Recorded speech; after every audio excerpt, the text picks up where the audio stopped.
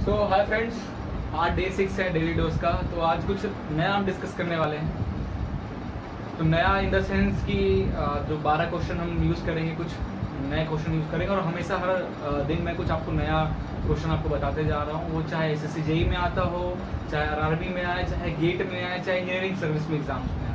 तो मैं कोशिश कर रहा हूँ कि उन क्वेश्चंस को उठाऊँगा और उन क्वेश्चंस की आपको प्रैक्टिस कराऊँ, और ताकि आपको ऐसा कोई फार्मूला की ज़्यादा ज़रूरत ना पड़े, कोई ज़्यादा कंसेप्चुअल ना हो, बट ऐसे क्वेश्चन मैक्सिमम जगह पूछे जाते हैं और मैक्सिमम क्वांटिटी में भी। वैसे क्वेश्चन को मैं आपको प्रैक्टिस कर रहा हूँ, ठीक है। तो चलिए शुरू करते। पहला क्वेश्चन आपके सामने फ्लैश हो रहा है।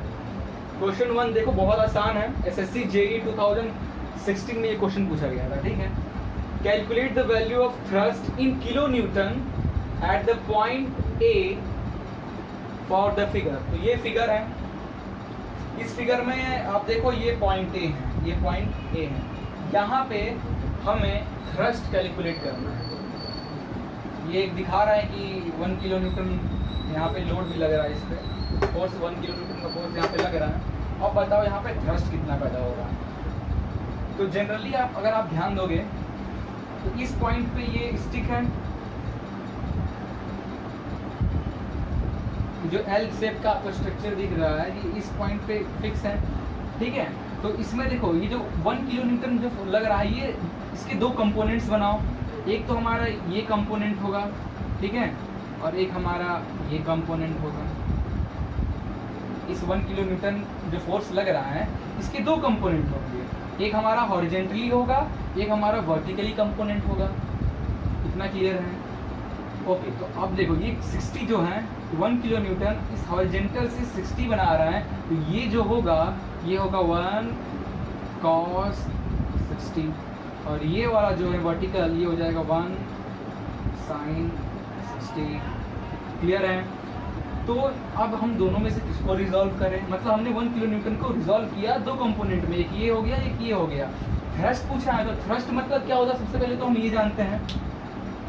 देखिए, ये तो दो कंपोनेंट है। एक कंपोनेंट, जो ये कंपोनेंट है ना 1 cos 60, ये क्या करेगा? ये हेल्प करेगा इस हिंज पॉइंट पे इस पूरे फ्रेम को रोटेट करने में। ये जो फोर्स है, ये इसको पूरे में ऐसे रोटेट करने में, इसको गोल गोल रोटेट करने में हेल्प करेगा अबाउट पॉइंट ए के। बट जो ये फोर्स है, ये जो कंपोनेंट है, ये थ्रस्ट पैदा करेगा एट पॉइंट ए पे। एट पॉइंट ए पे ये थ्रस्ट पैदा करेगा। थ्रस्ट मतलब बार बार लोड लगाना हटाना, लोड लगाना हटाना। अगर यहाँ भी थोड़ा भी ये, क्योंकि हिंज पॉइंट ये रोटेट हो रहा है, तो थोड़ा बहुत तो गैप होगा। तो फिर क्या होता है, ऐसे अगर ये बार बार रोटेट हुआ, तो अगर वहाँ नट बोल्ट की है, तो कुछ दिन बाद देखोगे आपका, अगर यहाँ का हिंज पॉइंट का होल ऐसा कुछ है, कुछ दिन बाद ऐसा कुछ हो जाएगा, घिस जाएगा फ्रिक्शन के कारण। तो ये थ्रस्ट पैदा करेगा। कौन सा? ये कंपोनेंट पॉइंट ए पे।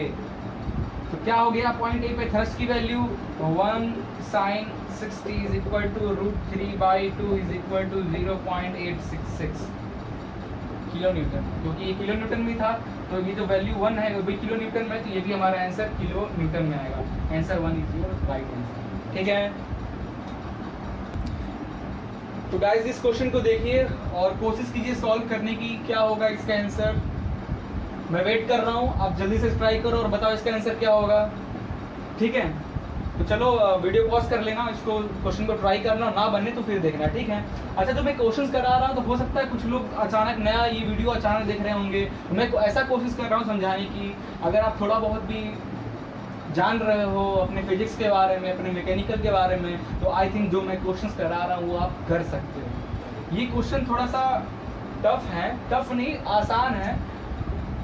ये गेट में पूछा गया था 2015 में, ठीक है। गेट 2015 में क्वेश्चन पूछा गया था, बहुत आसान क्वेश्चन है। तो सबसे पहले एक चीज हम समझते हैं इस क्वेश्चन करने से पहले जल्दी से। FBD क्या होता है? फ्री बॉडी डायग्राम किसी का भी। फॉर एग्जांपल, अगर ये सरफेस है, इस सरफेस पे एक बॉक्स रखा हुआ है, ठीक है। बॉक्स का वेट कुछ है, उसकी फ्री बॉडी डायग्राम मैं कैसे बनाऊंगा? एक बॉक्स लूंगा, फ्री बॉडी मतलब हवा में मैं बना रहा हूँ कि फ्री बॉडी इस बॉक्स होगा, इस बॉक्स का वेट जो होगा ग्रेविटी के कारण नीचे की ओर एक्ट करेगा। Weight is equal to mg, weight is equal to mg। और ये बॉक्स हमारा इस सरफेस पे रखा है, तो इस सरफेस पे फोर्स एक्ट कर रहा है, तो सरफेस भी एक फोर्स एक्ट कर रहा होगा, दैट्स कॉल्ड नॉर्मल फोर्स। तो ये हो गया इस बॉक्स की फ्री बॉडी डायग्राम। तो अब ये क्वेश्चन को ध्यान से पढ़िए, अभी तक अब ये हिंट से आप कर लोगे, ठीक है। When a body slides down an inclined surface, ठीक है, मैं ये बना रहा हूँ, ये एंगल थीटा है, ये इंक्लाइंड सरफेस है, एक बॉडी है जो कि इस पे स्लाइड हो रहा है, ये बॉडी है, इस पे स्लाइड हो रहा है। The acceleration F of the body is given by, तो ये स्लाइड हो रहा है मतलब नीचे की ओर आ रहा होगा, सही सी बात है। तो ये किस एक्सीलरेशन से, दैट्स कॉल्ड फोर्स का फंक्शन है, किस एक्सीलरेशन से या किस ये फंक्शन एफ से नीचे की ओर आ रहा है। तो इसका फ्री बॉडी डायग्राम बनाइए। फ्री बॉडी डायग्राम बनाएंगे तो कैसे बनेगा, एक बॉक्स लोगे, उसको उस एंगल पे ऐसे रखो थोड़ा सा, ये नीचे की ओर है mg, बॉक्स का वेट mg हो गया,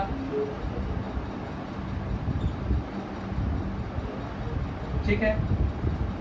तो इस mg का दो कंपोनेंट, एक हॉरिजॉन्टल एक vertical component, same to same यहाँ भी बनाता हूँ, देखो ये हो गया mg लोड, और ये एक इस डायरेक्शन में लगेगा, एक इस डायरेक्शन में, ठीक है। तो क्या हो गया, अब इतना क्लियर है। अब थीटा किससे बनाएगा, एक होता है कॉस थीटा, एक साइन थीटा, एक होगा mg cos थीटा, एक होगा mg sin थीटा। बट कौन सा cos थीटा होगा, कौन सा sin थीटा वाला होगा, इसको पहचानने का बड़ा अच्छा तरीका है। देखो ये फोर्स आप इस लोड का यहाँ लगा रहे हो ना, तो यहाँ लगाओ mg, इसको मिटा देना बस गेस के लिए, ये mg हो गया, ठीक है। एक ऐसे लग रहा है और एक ऐसे लग रहा है, तो ये थीटा है, ठीक है।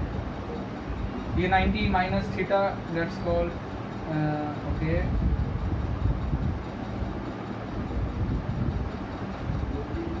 इससे ये 90 है, थीटा है, ये हो जाएगा थीटा, क्लियर है, ये हो जाएगा थीटा। इसको फिर बाद में आप मिटा दो, काम हो गया आपका। तो ये हो जाएगा mg cos theta, okay. And दूसरा वाला कंपोनेंट क्या हो जाएगा, mg sin थीटा। ये mg है, लोड लगा, ये थीटा इससे बना रहा है, अभी हमने देखा, ये हो जाएगा mg cos थीटा, जिससे थीटा बना रहा है वो mg cos थीटा हो जाएगा, ये mg sin थीटा हो गया। तो देखो mg sin थीटा मतलब ये जो लग रहा है एक्सेलरेशन के डायरेक्शन में जो लग रहा है, एक्सेलरेशन में वही है ना mg sin थीटा। तो क्या हो जाएगा f की वैल्यू mg sin थीटा। ऐसे कोई ऑप्शन दिख रहा है इसमें, हर में g है, मतलब m कांस्टेंट लेके चला है। मान लो एक 1 m मास ऑफ बॉडी 1, तो 1 रख दोगे तो क्या हो जाएगा g sin थीटा। कौन सा ऑप्शन सही है, देखो जल्दी से, option number B is your right answer, ठीक है। नेक्स्ट क्वेश्चन देखो गाइस, ये क्वेश्चन पढ़ो, बहुत आसान क्वेश्चन है। The friction between object that are stationary is called static friction, rolling friction, kinetic friction या डायनेमिक फ्रिक्शन। बताओ जल्दी से देखकर, इसको गेस कर लिए होगे। इसका आंसर आई थिंक बहुतों ने फाइंड भी कर लिया होगा। चलो एक बार मैं बताता हूँ, वीडियो पॉज करके आप इसका आंसर पढ़ सकते हो और देख सकते, सोच सकते हो इसके बारे में। आइए डिस्कस करते हैं इसके बारे में, ठीक है। कह रहा है मतलब सरफेस है, हर चीज़ सरफेस पे ही हो रहा है, ठीक है, हर जगह हर चीज़ सरफेस पे ही हो रहा है। ये हमारा सरफेस हो गया, ठीक है।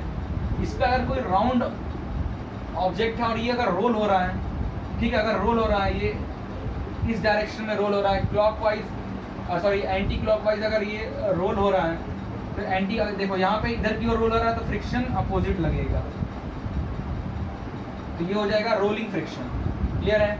काइनेटिक फ्रिक्शन, कोई ऑब्जेक्ट रखा हुआ है, वो मतलब स्लाइड हो रहा है किसी बॉडी पे विदाउट एनी एक्सटर्नल फोर्स, बस वो स्लाइड हो रहा है, तो उसमें जिस डायरेक्शन में स्लाइड हो रहा है उसके अपोजिट में सरफेस के कारण जो फ्रिक्शन लगेगा, that's called kinetic friction. Dynamic friction, अगर आप किसी बॉडी को फोर्स लगा रहे हो, मतलब कोई बॉडी ऐसे आप सरफेस पे रखा हुआ है, उस पर आप फोर्स लगा रहे हो, तो आप बॉडी को उधर मूव कर रहे हो, बट ये जो सरफेस है इसको मूव करने को रोकेगा, रेजिस्ट करेगा, तो पीछे की ओर एक फ्रिक्शन लगाएगा, दैट्स कॉल्ड डायनेमिक फ्रिक्शन।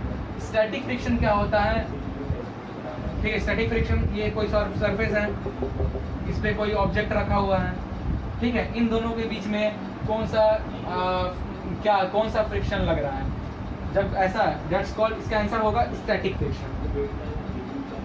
ये भी स्टेशनरी है, ये सरफेस है, ये स्टेशनरी है, ठीक है। तो इन दोनों के बीच में इसको हल्का सा भी आप मूव करने की कोशिश करेंगे ना, तो एक अगर इधर की ओर हल्का सा भी मूव करने की कोशिश करेंगे तो एक रेजिस्टेंट एक्ट होगा, क्योंकि एक रेजिस्टेंस जो इसको मूव नहीं करने देगा। फ्रिक्शन क्या करता है, रोकने की कोशिश करता है, मूव नहीं करने देगा। जब आपकी इसकी वैल्यू एफ की वैल्यू इस फ्रिक्शन की वैल्यू से ज़्यादा हो जाएगी, मतलब एफ की वैल्यू फ्रिक्शन की वैल्यू से ज़्यादा होगी, तब आपका बॉडी मूव होना स्टार्ट होगा। तब तक जितना आप फोर्स लगाते रहो तब तक मूव नहीं होगा, जब तक आपकी फोर्स की जो वैल्यू है वो एफ से ज़्यादा ना हो, तब तक वो मूव नहीं होगा। जैसे एफ से ज़्यादा हुआ वो मूव होने लगेगा। तो क्या कर रहा है फ्रिक्शन, ये रेजिस्टिंग फोर्स क्या कर रहा है, रोकने की कोशिश कर रहा है, जाने नहीं दे रहा ना थोड़ा सा फोर्स में। तो ये जब इन दैट केस जब ऑब्जेक्ट स्टेशनरी हो, दैट्स कॉल्ड स्टैटिक फ्रिक्शन। ठीक है, बोला है स्टेशनरी। नेक्स्ट क्वेश्चन देखते हैं, बहुत अच्छा क्वेश्चन है, ट्राई करो इसको सॉल्व करने की। क्वेश्चन 4 है, वीडियो को पॉज कर सकते हो, क्वेश्चन को आराम से पढ़ लो और फिर सॉल्व करना। मेरा सोल्यूशन देख लोगे तो मज़ा नहीं आएगा, बहुत आसान है। इससे पहले जस्ट मैं अभी समझाया हूँ। क्वेश्चन क्या है ना, the direction of a frictional force, okay, frictional force का डायरेक्शन पूछ रहा है, acting on a body which can slide over a fixed surface.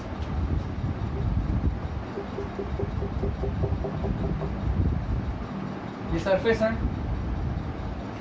इसके ऊपर ये मेरा बॉडी रखा हुआ है, दैट्स माय बॉडी। अगर इस पे आप फोर्स लगाओगे, फॉर एग्जांपल आप इधर की ओर फोर्स लगा रहे हो, ये बॉडी इस डायरेक्शन में मूव होगी, जाहिर सी बात है। तो फ्रिक्शन कहाँ, फ्रिक्शन का डायरेक्शन क्या होगा, यही पूछ रहा है। बहुत लोगों ने तो बता दिया होगा अभी तक आंसर, बट थोड़ा लॉजिक बता रहा हूँ, थोड़ा और डिटेल में मैं बात करूँगा। देखो, फ्रिक्शन का मतलब क्या है, फ्रिक्शन फोर्स का मतलब क्या है। फ्रिक्शन फोर्स हमेशा पेयर में होता है, याद रखना। फ्रिक्शन फोर्स हमेशा पेयर में होता है। अगर एक इधर की ओर है तो एक ऐसे होगा।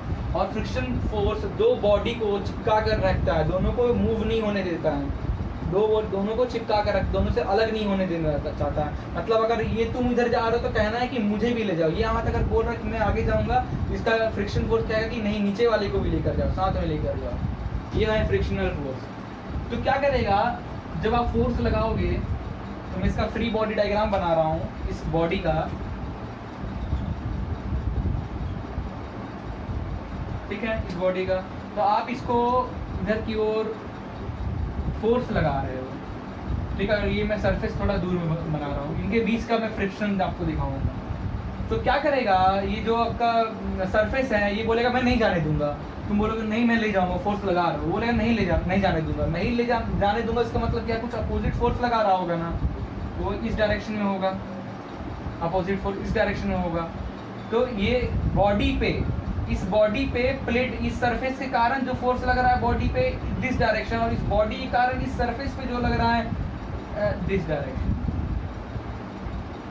तो देखो, दो पेयर, एक इस डायरेक्शन में जा रहा है, एक इस डायरेक्शन, दोनों के बीच में कुछ ऐसा फोर्स लग रहा है, दैट्स इज फ्रिक्शनल फोर्स। तो बॉडी पे कौन सा फोर्स किस डायरेक्शन में लग रहा है, बॉडी पे कौन सा लग रहा है, ना कि सरफेस पे, बॉडी पे कौन सा लग रहा है, अपोजिट डायरेक्शन में। तो opposite to the direction of motion, जिसके क्लियर है। नेक्स्ट क्वेश्चन देखो, तो क्वेश्चन 5 है, एन एलिवेटर वेट है उसका 100 kg, एलिवेटर का वेट है 100 kg, attain upward velocity of 4 metre per second in 2 seconds with uniform acceleration. Okay, तो tension in the supporting cable कितना होगा, 1000 न्यूटन, 800 न्यूटन, 1200 न्यूटन या 900। आइए इसको एक्सप्लेन करते हैं, थोड़ा जल्दी समझेंगे। फॉर एग्जाम्पल, ये मेरा एलिवेटर है, ये वायर से लटका होगा, जाहिर सी बात, ठीक है। इसमें कुछ टेंशन लगेगा और ये इसका पूरा वेट एक नीचे की ओर भी लगेगा, mg ग्रेविटी में। और ये चीज़ जब ये नीचे की ओर जा रहा होगा एक्सीलरेशन से, जब ये नीचे की ओर जा रहा होगा एक्सीलरेशन से, तो according to Newton second law हमें पता है force is net force is equal to mass into acceleration. Clear है। तो नेट फोर्स इस पे क्या लग रहा है, देखो ये नीचे आ रहा है तो वायर पे टेंशन ऊपर की ओर लग रही है, जाहिर सी बात है टेंशन ऊपर की ओर लगेगा। तो नीचे की ओर आ रहा है तो हो जाएगा mg minus T is equal to mass into acceleration, क्योंकि एक्सीलरेशन नीचे की ओर हो रहा है तो mg का ज़्यादा वेटेज होगा, इसलिए मैंने mg माइनस टी लिखा, ना कि t माइनस mg लिखा। क्लियर है। तो टेंशन की वैल्यू निकालोगे तो हो जाएगा मास g माइनस ए, जब ये हमारा नीचे की ओर आ रहा है, ठीक है। अब यही मैं बोलूँ एक्सेलरेशन अगर ऊपर की ओर हो रहा है, जैसे कि इस क्वेश्चन में एक्सेलरेशन ऊपर की ओर हो रहा है, तो ये हो जाएगा t minus M G, clear है। तो t की वैल्यू क्या हो जाएगी, a minus G, sorry a plus G हो जाएगा। मास कितना है 100 kg, एक्सेलरेशन कितना है, एक्सेलरेशन कैसे निकालोगे, वेलोसिटी दिया हुआ है, टाइम दिया है 2 सेकेंड्स, तो acceleration is equal to velocity upon time, 4/2 is equal to 2, तो 2 प्लस ग्रेविटी नहीं दिया तो 10 मान लो, ठीक है। 9.8 दिया होगा तो 9 मानना, 9.8 क्वेश्चन में नहीं दिया तो 10 मान लो, 1200 न्यूटन। कहाँ है option, option number 3 is your right answer, clear है। चलो जल्दी से इस क्वेश्चन का आंसर बताओ, बहुत आसान क्वेश्चन है। When a body falls freely under gravitational force, it possesses less weight, more weight, weightless या none of this। क्या मतलब हुआ, अगर कोई बॉडी, ठीक है, मान लो ये बॉडी है, अगर ये फ्रीली ग्रेविटेशनल के प्रभाव के कारण नीचे की ओर ये फ्लो हो रहा है, तो अगर इसमें आप खड़े हो तो आपको क्या महसूस होगा, आपका वेट क्या लगेगा, ज़्यादा हो रहा है या आपका वेट कम लग रहा है या आप वेटलेस हो, क्या है। तो देखो फॉर एग्जांपल लिफ्ट का एग्जांपल दे रहा हूँ, ये लिफ्ट है, तो किसी वायर से होगा तो वायर में कुछ टेंशन होगा, ठीक है, और ये आप हो तो आपका ग्रेविटेशनल के अकॉर्डिंग आपका वेट होगा mg, ठीक है। और आप नीचे अगर इस एक्सीलरेशन से नीचे की ओर मूव कर रहे हो, according to Newton's law resultant force is equal to mass into acceleration. Resultant force क्या हो जाएगा, नीचे की ओर मूव कर रहे हो तो mg का वेटेज ज़्यादा होगा, इसलिए मैं mg माइनस टी लिखूंगा, which is equal to mass into acceleration. This is the net force acting on this body, okay. तो टेंशन का हो जाएगा formula is equal to mg minus A. चलो इससे पहले ही जस्ट हम डिस्कस किए थे, क्लियर है। अब यहाँ पे एक्सीलरेशन का वैल्यू अगर 0 हो जाए, एक्सीलरेशन की वैल्यू अगर 0 हो जाए तो क्या हो जाएगा, mg हो जाएगा, मतलब जो वेट है आपका, वेट में कोई चेंज नहीं होगा, वेट में एक्सीलरेशन की वैल्यू अगर 0 है तो no change in weight, clear है, क्योंकि ये 0 हो जाएगा तो ये mg हो जाएगा। यही अगर मैं लिखूँ acceleration is equal to g हो जाएगा, क्योंकि आप क्या कह रहा है, फ्रीली फॉल अंडर ग्रेविटेशनल, तो एक्सीलरेशन की वैल्यू g पुट कर दूं मैं यहाँ पे, ये हो जाएगा 0, तो वेट लेस 0 मतलब आपको लगेगा ही नहीं कि आप वेट, आपके अंदर कोई वेट है। Option 3 is your right answer, ठीक है। तो गाइस ये देखो ये क्वेश्चन को,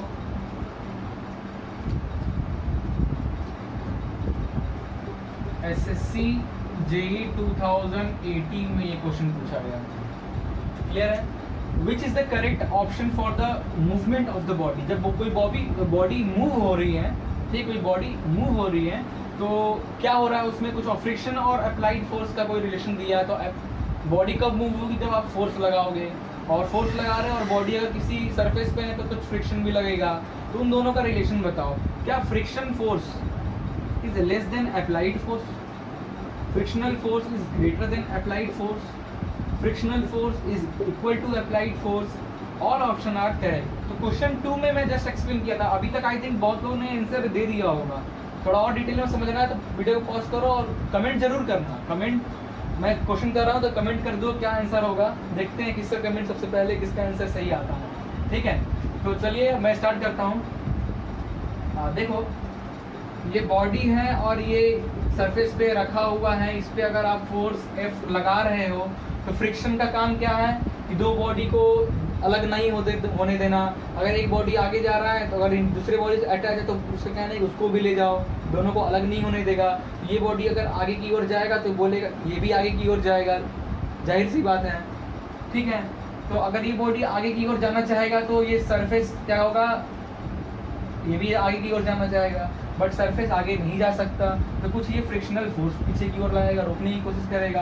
ये सरफेस है, एक सरफेस ये हो गया, ये आगे जाने की कोशिश करेगा, तो ये तो रोकना चाहेगा ना भाई, बोले मुझे भी ले चलो, बट ये नहीं जा सकता, तो एक फोर्स तो पीछे की ओर लगाएगा ना, रेस्ट्रिक्टिव फोर्स, पीछे की ओर एक फोर्स लगाएगा, जिसे हम कहते हैं फ्रिक्शनल फोर्स या स्टैटिक फ्रिक्शन जिसे कहते हैं। क्लियर है? तो इसकी वैल्यू क्या होगी दोनों के बीच में? देखो, ये बॉडी तब तक मूव नहीं होगी जब तक आपकी applied force, this applied force is greater than frictional force. क्योंकि फ्रिक्शन कहेगा मुझे भी ले चलो, तुम बोलोगे नहीं ले जाएंगे, बोलेगा मुझे भी ले चलो, तुम और लो पावर लगाओगे, और पावर लगाएगा तो वो भी और पावर लगाएगा रोकने के लिए, फिर तुम और पावर लगाओगे, उसकी एक लिमिट होगी, उस लिमिट पे खत्म हो गया, तुम जहाँ उस लिमिट के ऊपर पावर लगाओगे बॉडी मूव होने लगेगा। तो frictional force is greater than applied force is greater than frictional force. Applied force option 1 is your right answer. ठीक है, इस क्वेश्चन को सॉल्व करो, पॉज करो वीडियो, इसको क्वेश्चन कमेंट करो जल्दी से, इसका मतलब इसका आंसर जल्द से जल्द कमेंट करो। क्या होगा? when friction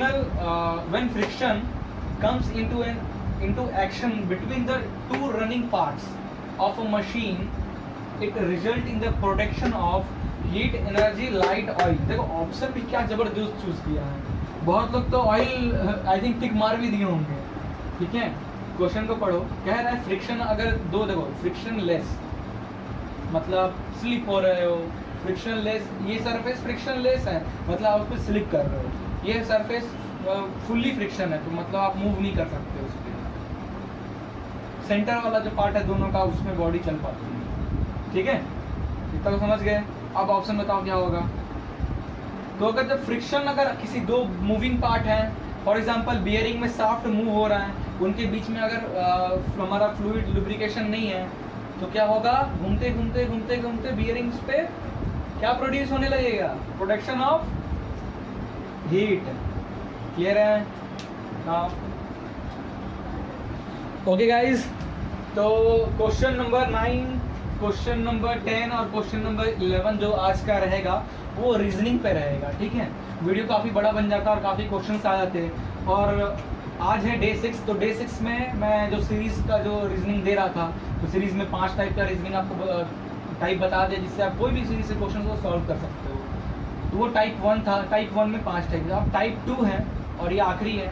टाइप 2 में हम देखेंगे क्या कि अल्फ़ाबेट के सीरीज़ बना के दे देगा, अल्फ़ाबेट की सीरीज़ बना के देगा, A B B C C D, तो बताओ अगला क्या आएगा? E F आएगा अगला। ठीक है, तो उसको तो वैसे मैं 3 क्वेश्चन आपको दूंगा और आपसे करवाऊंगा ताकि आपकी रीजनिंग की भी कुछ पार्ट्स खत्म हो जाए। इसी बहाने अगर आप डे 1 से डे 6 तक चल रहे हो तो आपकी सीरीज़ एक टॉपिक जो रीजनिंग की है ख़त्म हो जाएगी। क्लियर है? तो ये मैं ABCD से लिखा हूँ ताकि मैं आपको एग्ज़ाम में आपको अगर मैं पूछूँ कि बताओ 12 नंबर पे क्या है तो आप गिनने लगोगे A B C D लिखते, नहीं, तुरंत आना चाहिए 12 नंबर पे L है। ठीक है, 12 नंबर पे L है। M कितने नंबर पे है? M कितने नंबर पे? 13 पे। H कितने पे? 8 पे। T कितने पे है? 20 पे। अब बोलोगे इतना तेजी कैसे बता रहे हो? जो रीजनिंग पढ़े होंगे वो अच्छे से जानते होंगे इस बारे में।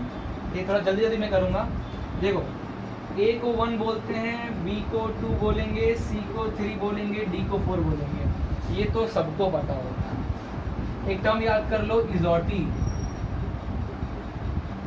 इजोटी एक टर्म याद कर लो।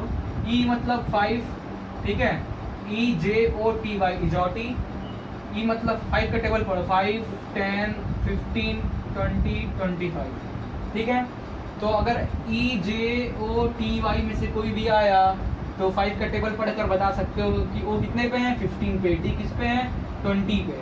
तो ये तो बता दोगे, तो इसमें इनको भी मैं कवर कर देता हूँ। ठीक है, चलो कवर करेंगे। तो A B C D ये तो आपको याद रहेगा, स्टार्टिंग का है 4 वर्ड। अब E कितने पे है? तो इजोटी का E 5 नंबर पे होता है, ये पता है। F कितने पे? F को अगर ऐसे ज्वाइंट करोगे और पलटोगे तो ये 6 हो जाएगा। ठीक है, G का अगर नीचे वाला पार्ट देखोगे और इसमें एक लाइन घिस दोगे तो क्या 7 हो जाएगा? 7। H क्या है? H को ऊपर और ऐसे कर दोगे तो 8 हो जाएगा। माइंड में करना है, खुद सीखना है। I को हम कैसे ऐसे भी लिखते हैं, I हम इंग्लिश में I को डिजाइन से ऐसे भी लिखते हैं, तो ये 9। J, जॉटी का J कितने पे? सेकंड नंबर पे EJ मतलब 5 10 पे आ गया। ठीक है, K के को अगर आप देखोगे तो के को ये जो पाई है इसको अलग अलग भी करेंगे तो ये 11 हो जाएगा। एल, एल मतलब 12, एल का 12, ठीक है, एल तो कितने को हो जाएगा 12। एम का, एम को अगर उल्टा करोगे तो ये ऐसा दिखेगा 13 हो गया, ठीक है। एन, एन क्या है 14, नवंबर 14 याद रखना, नवंबर 14। ओ क्या है इजोटी का ओ 15।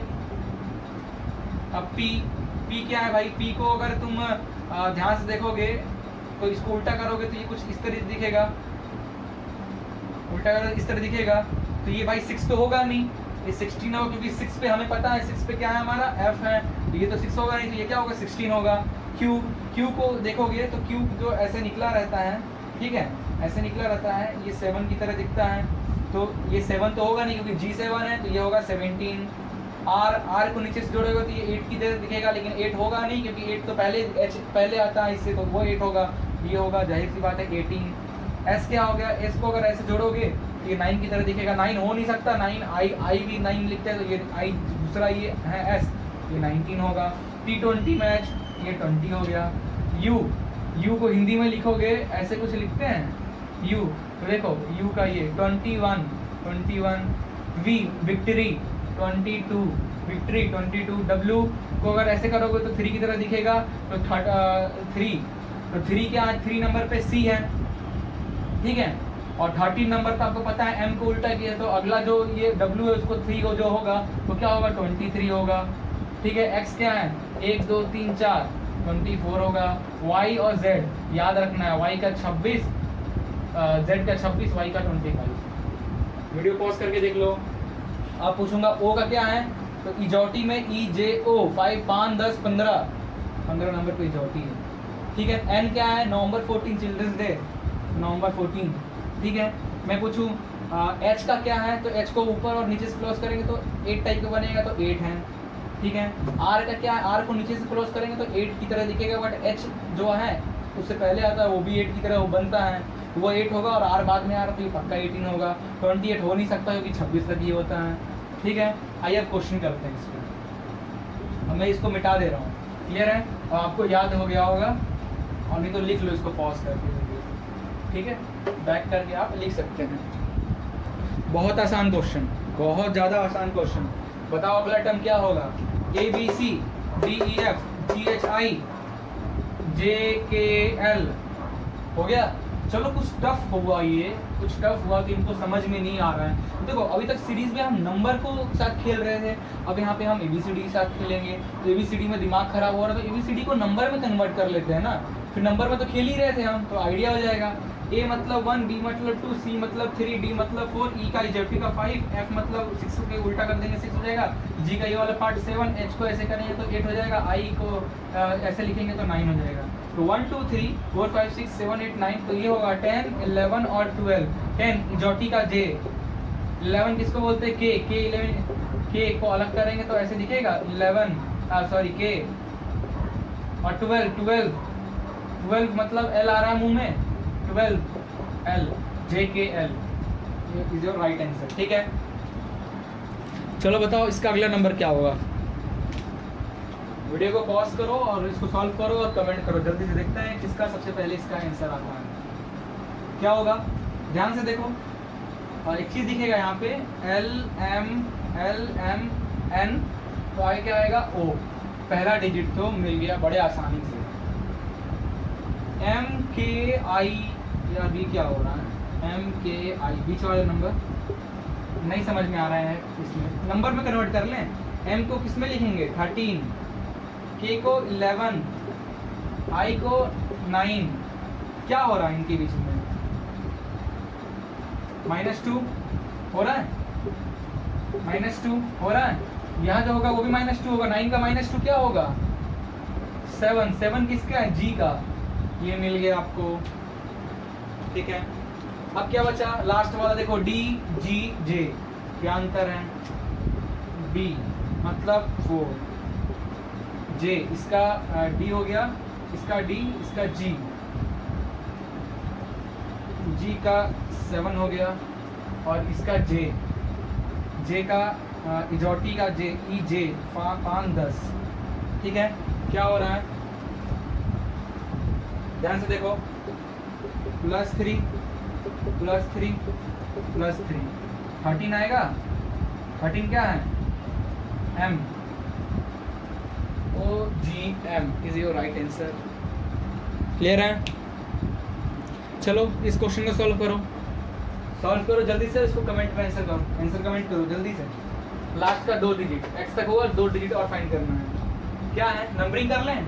2 2 1 4, Z मतलब लास्ट 26, F मतलब 6, Y मतलब लास्ट का 25, H 8, X 1 2 3 4 24। क्या आएगा? नंबर देखो, इसमें नहीं समझ में आ रहा तो मैंने नंबर में कन्वर्ट कर लिया। अब तो दिमाग चलाओ। सीरीज का क्या हो रहा है देखो, मिक्स सीरीज का ये है +2,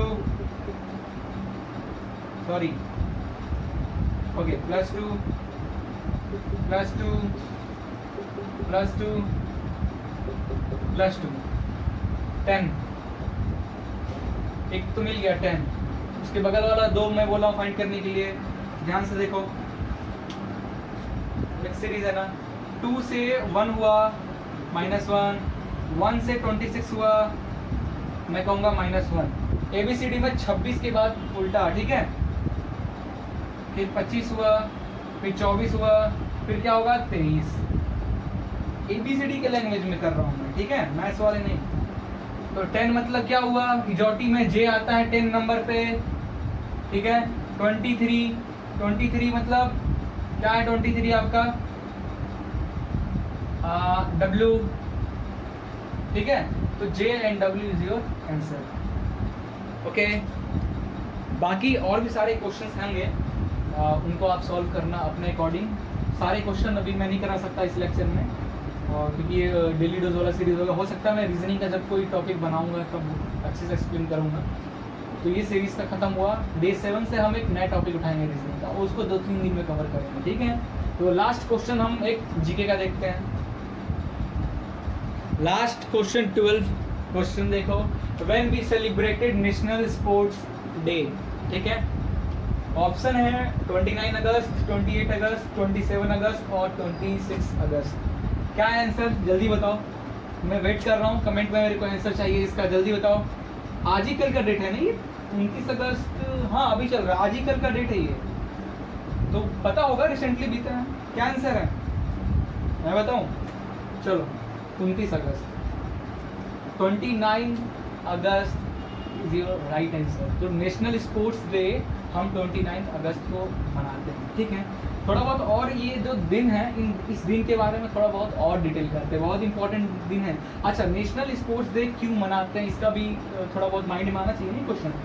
तो जो हमारे मेजर ध्यानचंद थे, मैंने यहाँ लिखा है मेजर ध्यानचंद थे, ये हॉकी के प्लेयर थे हमारे इंडिया के, ठीक है। इनको हॉकी का जादूगर भी कहा जाता है। तो इनकी जयंती थी 29 अगस्त को, तो इसी कारण हम 29 अगस्त को याद करने के लिए उनको याद करने के लिए as a national sports day मनाते हैं 29 अगस्त, ठीक है।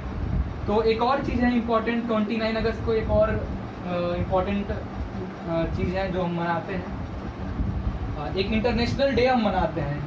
किस लिए? एटम बॉम्ब को रोकने के लिए, मतलब उसकी टेस्टिंग को रोकने के लिए, ठीक है। परमाणु बम के परीक्षण को रोकने के लिए एक इंटरनेशनल दिवस मनाया जाता है, वो 29 तारीख को ही मनाते हैं, ठीक है। परमाणु अगर मूवी देखे होगी तो देखे होगे वो हमारा जो परमाणु टेस्टिंग हो रही थी तो रोकने के लिए यूके में कितना चल रहा था, एक एक चीज़ देख रहे थे कि टेस्टिंग वगैरह कुछ उनको खबर मिला तो चेक कर रहे थे, कुछ ऐसा कर तो नहीं रहा इंडिया। तो जो परमाणु डे, परमाणु बम को टेस्टिंग को रोकने के लिए जो इंटरनेशनल डे मनाते हैं वो भी 29 अगस्त को ही मनाते हैं। क्लियर है? तो ये सब था। तो वीडियो पसंद आ रहा है, ये मेरा डेली दोस्त, तो प्लीज़ कमेंट करना, मोटिवेट करना ताकि मैं और भी अच्छा इंपॉर्टेंट वीडियो बनाऊँ। काफ़ी अच्छे कमेंट्स भी मुझे मिलते हैं, तो मन करता है कि आपके लिए और अच्छे अच्छे लाएँ, क्योंकि कुछ जो क्वेश्चंस मैं लेकर आ रहा हूँ ये क्वेश्चंस बहुत आसान है। आपकी डे टू डे लाइफ में ये सब क्वेश्चन दिखता है, और ये सब चीज़ आपको एज ए मैकेनिकल पता भी होना चाहिए। नहीं पता है तो कोई बात नहीं, मैं बता रहा हूँ कैसे होगा, मैं रिलेट करके बता रहा हूँ, डायरेक्ट ऐसे नहीं, मैं रिलेट कर रहा हूँ कि ये कहाँ से आया, तो आई थिंक ये आपको याद आ जाएगा। तो कम से कम जितने क्वेश्चंस मैं बता रहा हूँ इतने बस माइंड में रखो फिलहाल, तो कुछ पोर्शन तो कंप्लीट हो जाएगा आपका। 100% आपका एग्जाम में फंसेगा ये नहीं कह सकता, बट कुछ कंप्लीट हो सकता है। ये क्वेश्चन से रिलेटेड थोड़ा बहुत क्वेश्चन, और यही क्वेश्चन मैंने पूछा, ये ना पूछकर क्वेश्चन पूछते atom bomb test stopping international day कब मनाते हैं, तो आप ये लिख सकते हो। या पूछ सकता है मेजर ध्यानचंद का कब मनाते हैं 29 अगस्त, तो रिलेट हो सकता है, बट ये सब चीज़ जानना चाहिए, ठीक है, किसको पता होता है क्या नहीं होता। तो थैंक यू, प्लीज़ लाइक करें, सब्सक्राइब करें, अपने फ्रेंड्स के साथ शेयर करें, थैंक यू।